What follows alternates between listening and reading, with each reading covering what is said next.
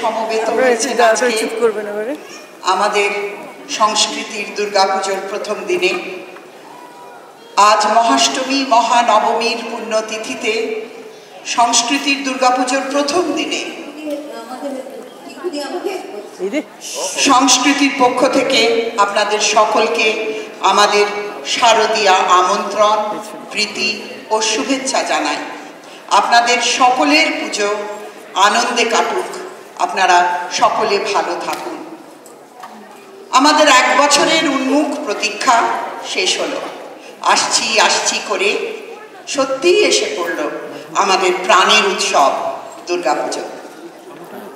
বাঙালি যেখানেই থাকুন, কলকাতা বা ক্যালিফোর্নিয়া, ওয়াল্টার বা ওয়াশিংটন, সর্বত্রই আজ শারদ খুশির ছোঁয়া।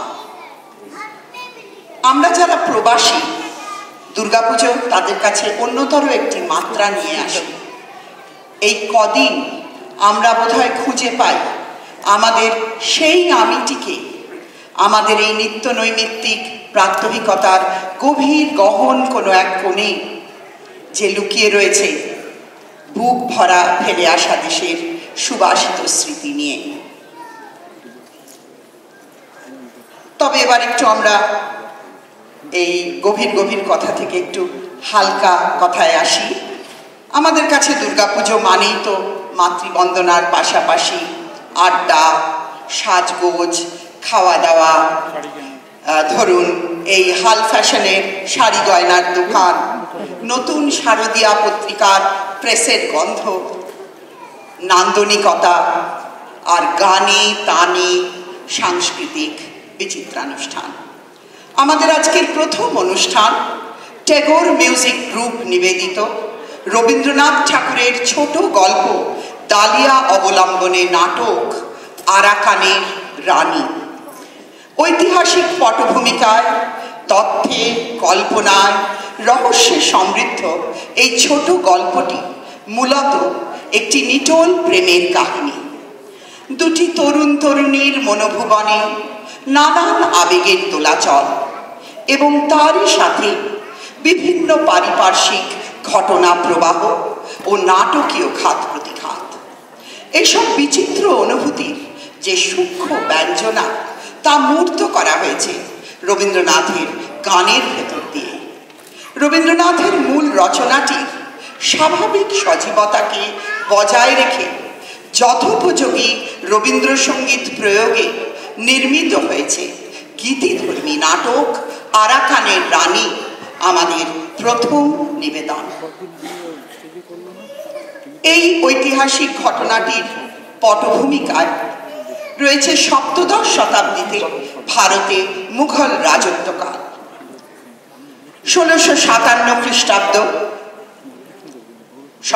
ভারত সম্রাট শাহজাহান বৃদ্ধ হয়েছেন। ক্রমশ তিনি অশক্ত হয়ে পড়ছেন। তার পুত্র আওরঙ্গজেব তার নিজের বড় ভাই দারা শিকোকে হত্যা করে বৃদ্ধ পিতাকে কারারুদ্ধ করে দিল্লির মসনদ অধিকার করলেন।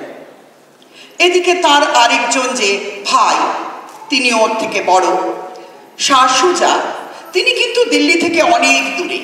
তিনি তখন বাংলায় সুবেদার। সেই 1639 খ্রিস্টাব্দ থেকে তিনি বাংলাতেই পড়ে রয়েছেন।